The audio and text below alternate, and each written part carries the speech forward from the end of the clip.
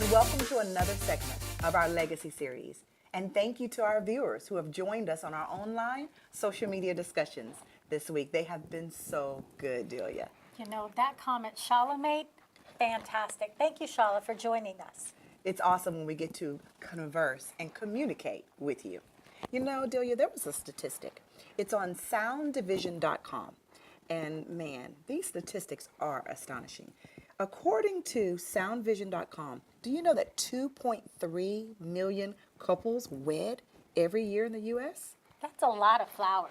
Yes, that's a whole lot of I-dos, right? For sure. Man, you know what? That actually breaks down to 6,200 weddings per day. Wow. I can't even imagine the stress of those parents. That is so true. Well, the average age of brides is 25.3, and the average age of grooms is 26.9. Why is it that the grooms are older than the brides? Let's not get into that topic. That's a good idea. With premarital counseling and endless advice, I'll definitely tell you from friends and relatives, how many times is it that conversations and advice are centered around legacy? You know, it seems that not enough. You know, you talk about the dresses, you talk about buying that house and the white picket fence, but you don't spend time on legacy. No, not at all. And it's a very important and vital conversation, but it's never talked about. You know what? Today we're going to do that. Join us on the couch.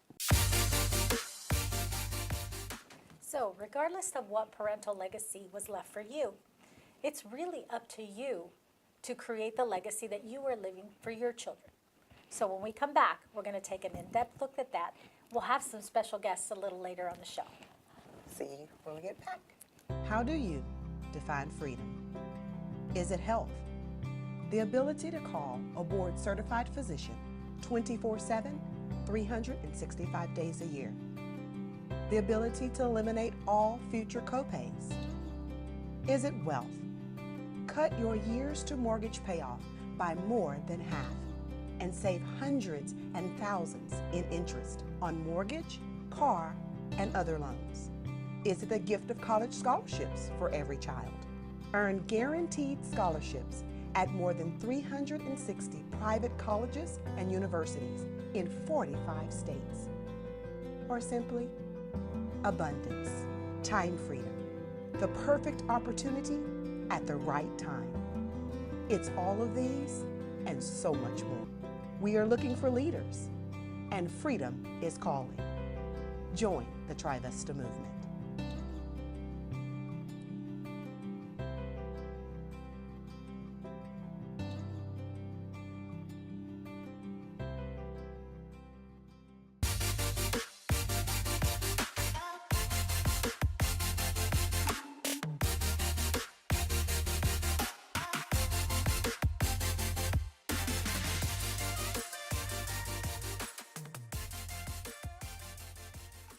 If you would like to submit questions or topics for the show, send us an email. Visit couchtimewithsonya.com.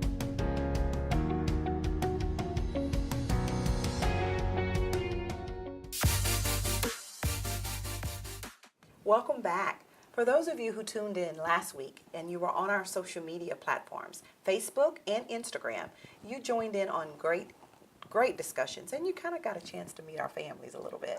We talk about our families all the time and the traditions that we live, and also we talked about parental legacy. You know, those traditions like tamales.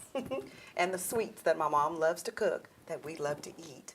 And today we have some special guests that are right here on the set with us, and we're excited to introduce them. My husband, Bradford Lowe Sr., is here on the set with us today. Thanks for being on the set, baby. My pleasure. And my best friend, my husband, my soulmate, my riding partner, because we love them Harleys, Roel Cortese Jr. We're going to have some good conversation with these guys today. You just have to know them. Well, you know, I met the love of my life 28 years ago, and man, I tell you, we're married. We now have 3 children and a handsome grandson, but we really never talked about legacy. We never sat and really had an in-depth conversation about legacy when we first got married. It wasn't until we grew a little older that we started having those conversations and realizing the importance of legacy, right, babe? right. But we decided, especially after having a grandson, that legacy was truly important. And, the things about we became one. We were two, but we became one. So our legacies joined together. I think you do a really good job for those of us that are your friends and know you outside of this and see you, that you put one another first. And I love that Roel and I have learned to put one another first. That wasn't always the case. I know in our first few years, we didn't quite do that. And I also, the vows we took seriously, for richer, for poor. Sickness and in health, till death do us part. Wow, doesn't that sound a lot like, Financial legacy. right? Wow. So how this is handled really depends on that PMS legacy. That till death do us part is that lifelong relational legacy. As we stated earlier, this is not something we take lightly. I know you don't take it lightly either. It's just really a big part of who we are and the financial legacy that we're leaving our children. Yes, Brad, he's a retired police officer now, reinstated police officer. He's come out of retirement. But he worked tirelessly, to earn a living for our family. And he did it, and he always made sure that he was taking care of us so that we had a financial legacy, just as I know Royal does too. In our case, going back to school after being in the military and making sure he earned that degree so that he could leave a stronger, better financial legacy for our children. So let's get started on these Come on. questions. Yes. Brad. First, As head of household and being the man in your home, what advice would you give to young men today regarding the creation of their financial legacy? When should they start their plan? As soon as they find employment, I would suggest them to start a savings. Don't live beyond your means, and budget. Set a budget. It's that word again, Sonja. I know. That's the word I really don't like. Let's just be honest. I don't like the word budget, but it works. And we need it. But I had to learn that, right, babe? Absolutely. Yeah, I didn't do well in the beginning on the budget. She's still learning, Brad? She's still learning. She's doing better. Thanks. She's gotten better. Royal, what would you say is the most challenging aspect of creating a financial legacy for your family?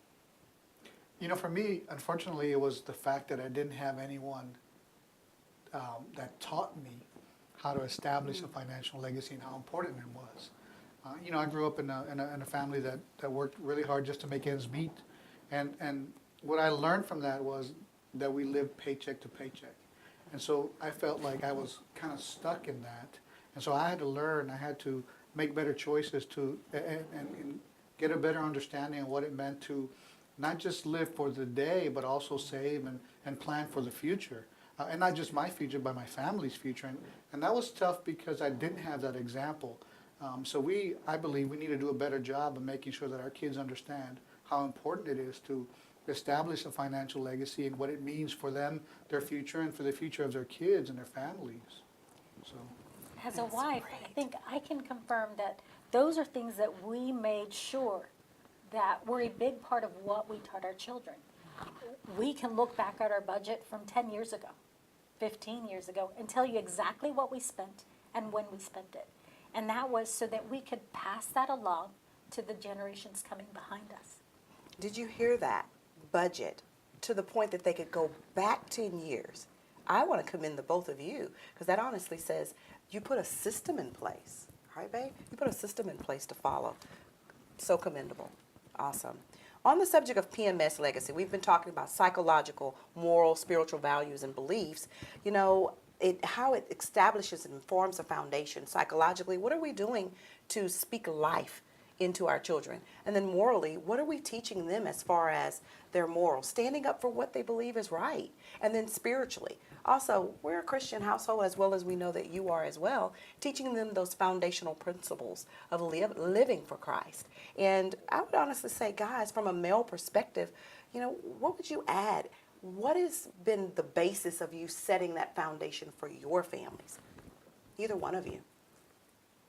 well, I would say for me it was, and I understand the P, the M, and the S, and I think that establishing values and morals, I think for the morality piece, for the moral piece of that, and the spiritual, I think that that has a lot to do with it, establishing a foundation of a godly home from our perspective. But for me, I think the psychological piece is probably one that I feel strongly about, because I feel like growing up, I didn't get that psychological boost that I should have from my parents, from my family. They were so busy working to meet ends meet, like I said earlier, that they didn't really have a lot of time to talk to me and tell me that I could be anything, that I could do anything, and they didn't tell me that I couldn't. But I think that sometimes psychologically, the things that we don't say matter just as much as the things that we do say. And so I think that we need to make sure that not only we make sure that we tell our kids that they can do whatever they want to do, and that we set that example, but that we understand that when we're not saying these things, it's just as important that when we are saying them. And it could be a hindrance instead of a positive thing for a child or for a kid growing up in that kind of environment. On the subject of PMS legacy, those psychological, moral, spiritual values and beliefs that are established and they form the foundation upon which your family stands, what would you say from a male perspective? What would you add to that?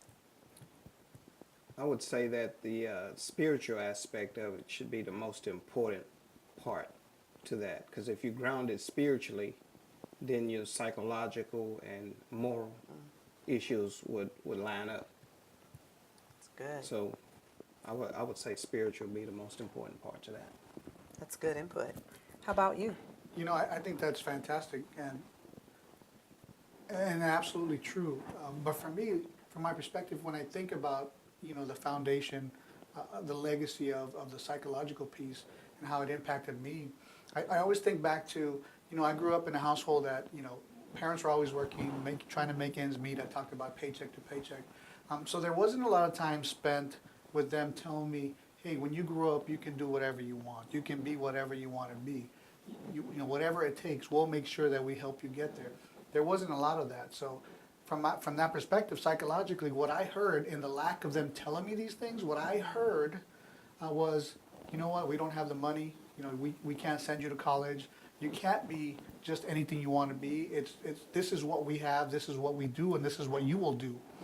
So I thought to myself, it's like, when I have my kids, I want to make sure that I spend the time telling them these things, because I also feel that if you don't spend the time telling your kids what they can accomplish, that the lack of words, that if they don't hear it, it's just as important. It's setting, I think it's what it's telling them, without you saying it, is, you're limited in what you can do. So psychologically, that impacted me quite a bit, and it took me, I think, a longer time to become the successful person that God has blessed me with, to be today. But it took some hard work, because I was brought up in a situation where, because they weren't telling me these things, I always assumed, because I wasn't told, I always assumed that, hey, we can't afford for you to go to college. You can't do just about anything that you want to do. You're limited. We work in farms, we work in manufacturing, and that's what you'll do. That's what I heard. They weren't saying these things, but that's what I heard, because they weren't telling me otherwise. So psychologically, I thought that was very impactful to me. So I had to make sure that I did it differently with my children and change that legacy. Sonja had her parents on in the previous show, and one of the things she said was they really taught her that she could do anything, but whatever it was, that she should be the best at it. So Yes. I think she used the example of, if she was going to be a basket weaver, she was to be the best basket weaver that she could possibly be.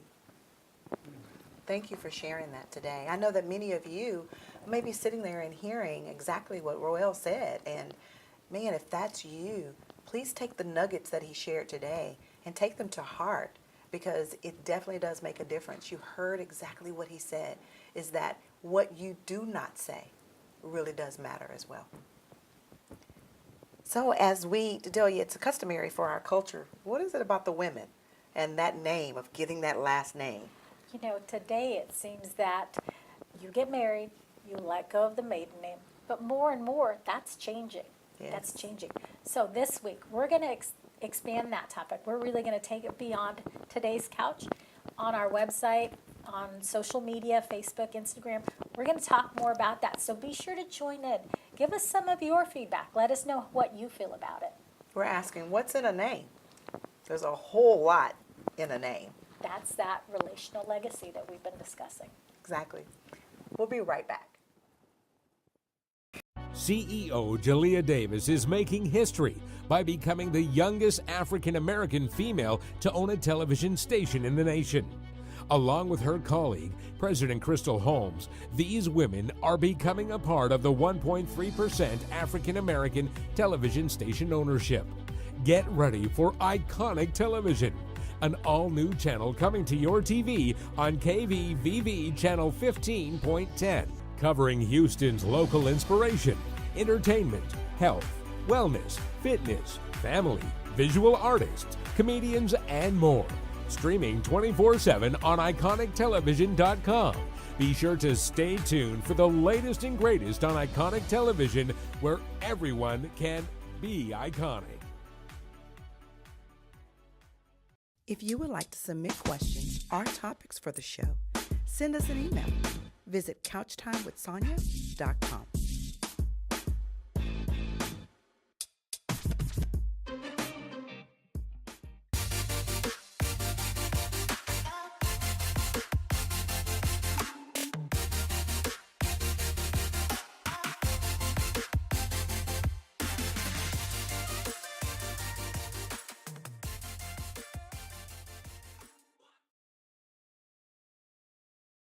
Welcome back. Thanks for being with us. In the previous segment, we were talking about name and how that relates to that relational legacy. We're going to take that a little bit further. I have a question for you, Roel. What does it mean to be a Cortese? Well, that's a deep question. But for me personally, it's understanding all the things that my family has done previous to me, my predecessors, if you will, my ancestors, all the things that they've done to get our family to the point where we're at today. So all the hard work they put into it, the education, or what they learned, what they brought to the table to ensure that our family was progressing.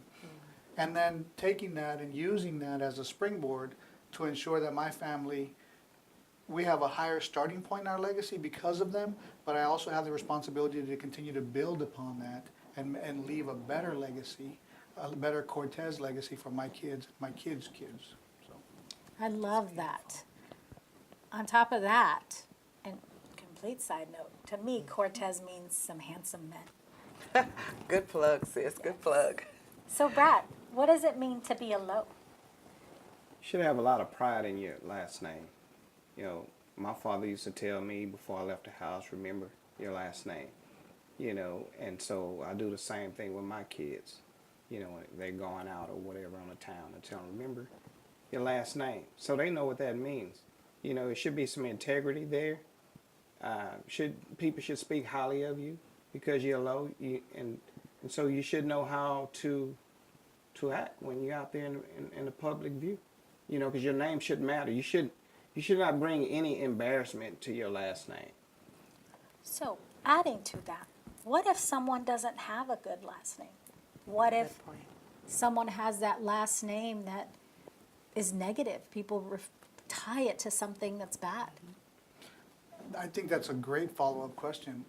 Unfortunately, there's many kids out there, there's many people out there that have grown up not understanding what the legacy is of their last name because maybe they didn't know their father, they didn't know the ancestry behind it. For whatever reason, none of them their fault. So they shouldn't feel any less of a person because of it. You know, as much as Brad and I have had great foundations for Corteses and Lowes, I know that just because you didn't have that doesn't mean that that completely defines you. You know, a name will not define you. You can change your last name, but if you don't change your behavior, it won't really matter. So the name really doesn't define who you truly are. It's what you do as a person, as a man, if you will, from our perspective. So if you don't have that, start building it. No one can stop you. No one can tell you otherwise. It's up to you to make sure that you're leaving a better name legacy for your kids so that they can have the experience that Brad and I had of remember your name. When you go out, remember you're a Cortese, remember you're a Lowe. Start that for your family now. If you didn't have it, there's no excuse for you not to build that for your kids today.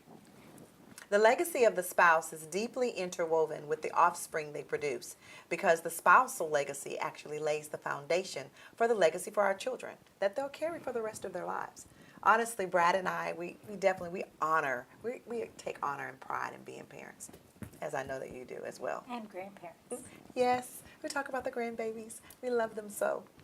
As parents, there's absolutely nothing that we wouldn't do for our children and our grandchildren. For sure. From the time that we've been awaiting those little bundles of joy to planning all the aspects of their life, from decorating the nursery Or to, not. yeah, that's true too, or planning for college, marriage, and even more. But what about the legacy considerations that relates to our children? So Brad, Roel, what advice or what do you want to leave the viewers with in regards to the legacy they leave for their children? Make sure it's a spiritual legacy, inheritance.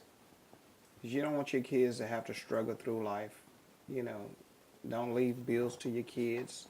You know, so you want to leave a nice inheritance for your family. That's great. Roel? I love that. I also think that as a parent, I want to make sure that their starting point in legacy is farther along than mine was. So like you said, there's nothing I wouldn't do for my kids, and I think that starts with making sure that they have better opportunities than I did, and I have to work and make sure that I instill the values and the spiritual and the moral things that we talk about and the psychological things. So at the end of that, it is, as a parent, I feel that we want to make sure that they start off, they have a better opportunity than we ever had. I think that's important. It's a great thing. You know, my father was a farm worker his entire life. Very proud of that man, but he wanted better for me. He wanted me to start off in a better place than where he was.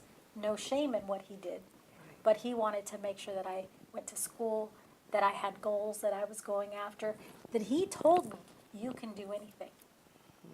See, that's wrapping PMS legacy Right. all into one. And I think it's just amazing. And we have some kids that are adults that didn't get to join us on the set today. And we have some statements from our kids, and it's actually our sons. And I am proud to be able to read some of the statements from our sons. So you want to go ahead? Yeah, so the question we asked them was in regards to relational legacy. And the same question we posed to them was, what does it mean to be, in my case, a Cortese? Michael said, and Michael is away from home, own apartment, down the street, but living his own life. And I love that he shared. For me, being a Cortese means not being bound by your past. It means looking towards a brighter future, despite what roadblocks may be there may be. It also means being able to pave my own way forward through hard work. So we really instilled Awesome. that work ethic in him. That's fantastic. That is fantastic. I want to commend the both of you. How beautiful, right, babe? Absolutely. That's just beautiful. And Jacob, who's away at college, she's our last one. Go Longhorns. Hook 'em horns, is that what we say? His words were, being a Cortese means putting God's will first in my life, in my school, my future work, my future family, finances, and so on. It also means knowing and respecting my heritage and culture, even if I don't practice every tradition. That is so beautiful. So see, when I tell you that legacy matters, you live your life before your children. You don't just say what you want them to do, you live it before them. And the Corteses have definitely done that. And I pray that you're doing the same as well. Well, we posed that same question to our son, who carries the Lowe name as well. And I'll definitely read what our son, Bradford Lowe Jr., had to say. Being the only son and the oldest out of my siblings, I had to be the leader, the man of the house when my father was not there. My parents taught me a lot, very strict at times, but now that I'm grown, I'm very appreciative toward their discipline. Without their guidance, I wouldn't be the successful man that I am today. The name matters. So much wisdom and leadership that was taught me drives me to be the person I am today. A great father and provider for my family. That's one of the most important lessons I've learned from my parents. My father always taught and talked about leaving a legacy. Growing up, he used to tell me, when I would act up, if you want to live the life then you must live it now. It's not just your own, it's an investment into the legacy forever. He says, I'm forever grateful for all the wisdom and the love my parents blessed me with. Wow. That is absolutely beautiful. Tears me up. So does that just touch your heart to know that what you have been teaching them this whole life, it's sticking? Absolutely. Yes, very much so. There was a second part of question that said, in reference to that, he gave an example. Y'all remember The Rock? Do you remember The Rock, the wrestler? You smell what the Rock is Come cooking? on, Yes. there you go. He made a comment to that. He said, growing up besides my father, I used to idolize the wrestler The Rock. The Rock used to get on stage and always use his name at the beginning of a speech, Right. which was true. For example, he would say, The Rock is the most electrifying man in the sports entertainment. He was so proud of being The Rock. You couldn't mention wrestling without mentioning his name. Pretty powerful there. Growing up, I used to do the same thing, but instead of saying The Rock, I used to say my name. I wanted to be known and to let people know how great it is and how much I love being alone. My father always told me to remember your name and what it means. Hands down, being alone is the best thing in the world. Wow. Pretty awesome. That's amazing. You must be a very proud mama. I truly am. And our daughter, Connie, who's away at college, just like yours, it was so awesome that she said, Mom, having my last name Lowe means everything. Why? Because Mom and Dad, y'all are the ones who gave me that name. I said, oh. And you have to know Connie. Oh. I Love know you, Connie. Connie. I know Connie, and you're right. Oh. What I want you to know today is that I hope that what we've shared today here on Couch Time, you got the opportunity to not only hear from us, but that you look deep within inside your family and your legacy and what you're leaving. Grab your family, grab them in close, sit down and talk to them, because legacy matters. Do you ever find yourself asking these questions? Does my work matter? Am I making a positive impact? Does what I do mean anything to anyone? Am I really making a difference? So I want you to know you're not alone. I have asked the same questions, and I must confess, I sometimes fall prey to the lie that my work does not matter. Yes, I said the lie. I become discouraged in one of two ways. On some days, I feel that what I'm doing does not matter, often because it does not measure up to maybe someone else's work. On other days, I feel that how I'm working is falling short. I either have too much energy to quit or not enough to start. Can you relate? Whatever you do, it matters. As an inspirational speaker and an embrace coach, I essentially write and I speak often. Some of it is good, but some of it is not too good, especially when I'm comparing myself to others. There are many speakers and coaches, and some they have more training than I do, and many more who are simply even more interactive than I am. But when I witness some people's speeches, I feel sometimes that mine doesn't compare to theirs. And these thought patterns are not healthy. Comparison is the thief of joy, and we have to stop it. We all have a part to play, and we are all part of the body. Are you an eye, an ear, a foot? Whatever you are, you play a critical role. And what you do matters. And it matters to not just you, but others around you. No matter how society views your current career path, be it small or magnificent, it is important. Some of us scrub toilets, some wash floors. Some of us work in offices, some of us cook and serve food, some lead and manage, and some organize and assist. Some raise children at home. Doesn't matter, they're all important. And I want you to know they're all a blessing to you and others. Maybe it's for your coworkers. Maybe that blessing is for your students or your children or your spouse. You are doing what you're doing for a purpose, and it's important. How do you do it? It matters even the more. Did you roll out of bed today and you dreaded something? Maybe going to church, going to work, cleaning. You know what? The motivation that you have you lost it? Maybe to do that task that you've been waiting to do. I want you to know that it can change. It's easy to get burnt out on our jobs. Sometimes society deems things to be fulfilling, but they may not be for us. Every one of us has felt this weight on our shoulders, and that task sometimes becomes difficult. Sometimes it's humiliating, or sometimes it seems like it's out of our league. Do you ever feel burnout? Have you ever cut corners or shortcuts to get things done faster? I know I have. But you know what? It's really what lies in our heart, the attitude in which we do our work. Whether you're working hard in the kitchen or you're working at a headquarters, expect excellence. If we approach our jobs with this perspective that our work is not just for us, but it's for someone else, then we will do our jobs with greater passion and with greater attention to detail and more willingness. Approach every task that you have with an offering of love. I pray that this message today encourages you and encourages your heart. Take great comfort in knowing no matter how small the task is, do it with excellence, and let's do it together. I want you to know that if you'd like to work with me, Sonja Lowe, your Embrace Coach, please visit my website, sonjalowe.com. And there's a spot on there for you to register for a free Embrace call. I'd love to take the time to embrace you. Let's do it together. God bless you. And then there was life.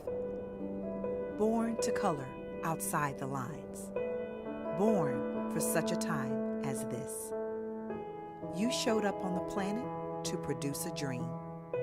You, yes you, were born with purpose, with words. Friends, imagine that your dreams can become your reality by the words you speak. It all starts today. It starts with you. Creation, formation, transformation, all begin with change. The battle is in your mind, but your voice is your weapon. Speak life, believe, prosperity, creative, daring. The best way to predict your future is to create it. Your future is unwritten. Let's begin writing today. Your words create your world.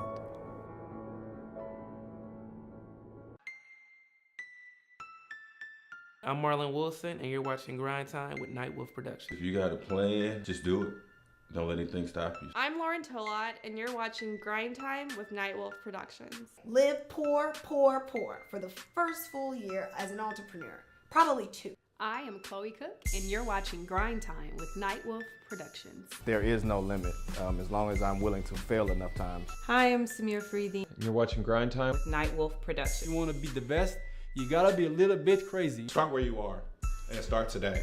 I am CJ, and you're watching Grind Time with Nightwolf Productions. Go find that passion and go for it. I'm Avi, and you're watching Grind Time with Nightwolf Productions.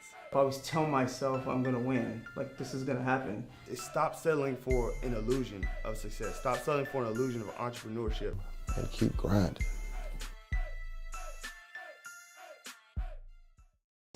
If you would like to be a guest or advertise your business on Couch Time with Sonja, I would love to hear from you. Email me. Visit couchtimewithsonya.com.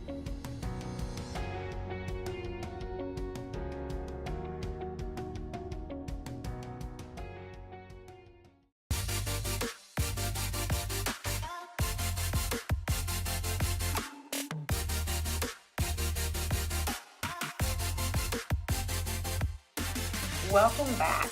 We are joined on the set today with some special guests. I want to introduce you to my youngest daughter, our last daughter at home, Beyonce Lowe. So excited that she's on the set with us today. Hello. And we also have another handsome gentleman on the set. And how about do you introduce your guest? This is my grandson, my heart. This is my boy. This is Easton. Say hi to everyone, Easton. Hey. It's so awesome. It's awesome because we get to talk to the younger generation all about legacy today. So Beyonce, I have a few questions for you, baby. Let me actually start by saying that it's so important, as I stated in the first part of our series, to really sit down and discuss legacy with not only the older generation, but you, the younger generation. So how would you say that your father and I have actually helped you to understand and learn a little bit about finances and having a financial legacy? Well, in our household, we have budgets, and we learn how to budget. Y'all give me my own money as well, so I learned how to budget and not spend as much because as a teenager, I go out and I like to spend money, you know. So I think budgeting has really been a key factor in our household as a financial standpoint. Great job, Beyonce. I love that you're so involved in your financial planning, and that's all due to your parents' financial legacy and what they're leaving in you. My child was unable to be here, at least my oldest child. She and her husband are off doing, life. But they did share a message that I want to read to you, and I'm sorry for reading off the card, but I can't memorize all of this.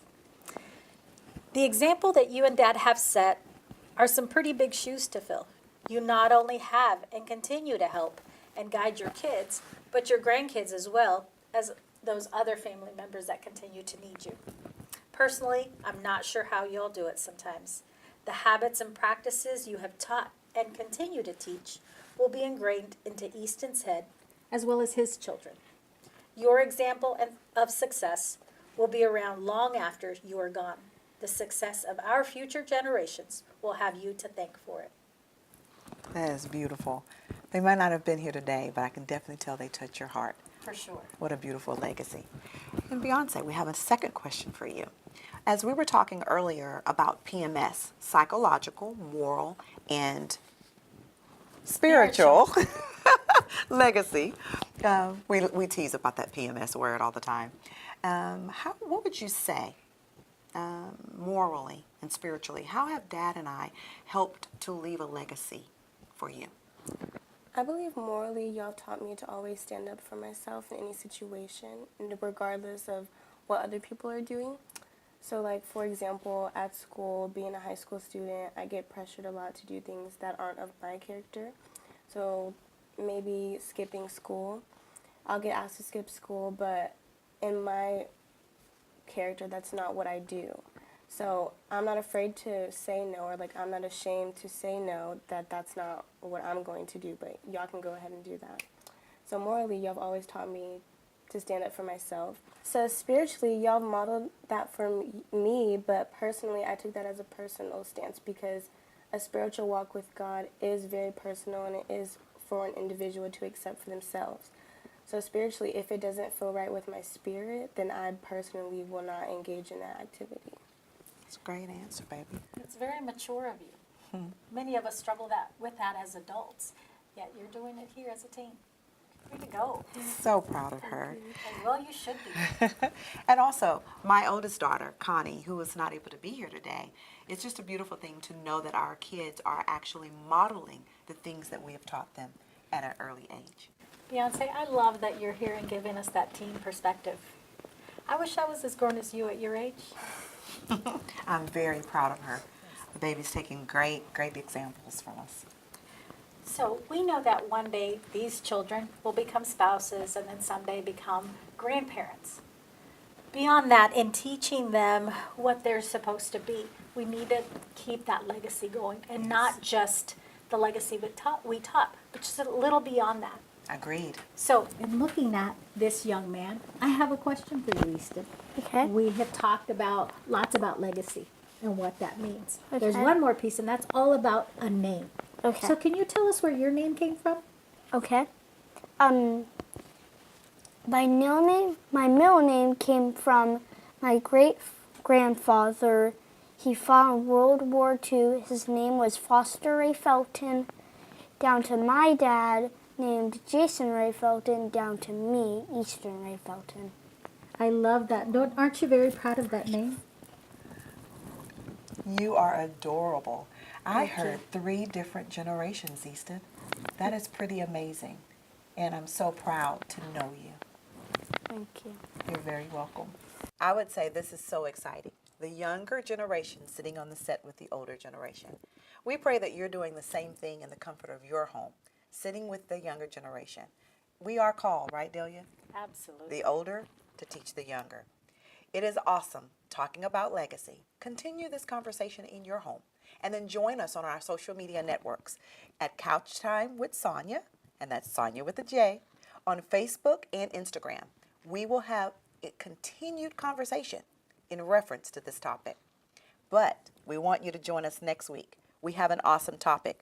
Join us next week here on the couch, where we will begin our next series entitled Sensational Rejuvenation Through Self-Care. See you next week. This week's Your Story Matters is a tribute to a special man. In closing out our legacy series, we want to honor Pedro Amaro Gonzalez, our co-host Delia Gonzalez Cortez's father. He is in his heavenly home and is still making an impact today because of the life he lived. When times were tough, he was at his best. Beneath his calm, the sheen of steel, a man of his word, no promise ever faltered. His character of honor to each man he did reveal. He was a quiet hero, a man of subtle strength, many ways a wonder, though perfect he was not, always gracious and giving, forever our flaws somehow forgot. His shining smile, his wit and his wisdom become precious memories profound in our heart, known to all and respected by many. His life a vivid painting, a masterful work of art. He was a giving man, always foremost to help, giving to many, no need ever forsaken. All who knew him observed his giving. The talents he exhibited became his secret fortune. A special poem, The Broken Chain. We little knew that day God was going to call your name. In life, we loved you dearly. In death, we do the same. It broke our hearts to lose you. You did not go alone, for part of us went with you the day God called you home. You left us beautiful memories. Your love is still our guide. And although we cannot see you, you are always at our side. Our family chain is broken and nothing seems the same. But as God calls us one by one, the chain will link again. Love, Delia and the Gonzalez family. Pedro Amaro Gonzalez, I personally thank you because your story matters.